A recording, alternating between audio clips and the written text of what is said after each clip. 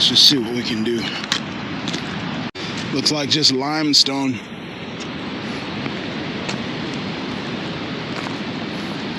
I've seen canoeists and kayakers come up here and then get out and hike and stuff. Boaters do as well. I think it's a lot of, oh, this would be perfect for my, oh, wow. Oh, it's about 10 bass. Oh my gosh. What in the world? Should have brought my center pin rod up here. I've been spooked him now. I had no idea. Let's see.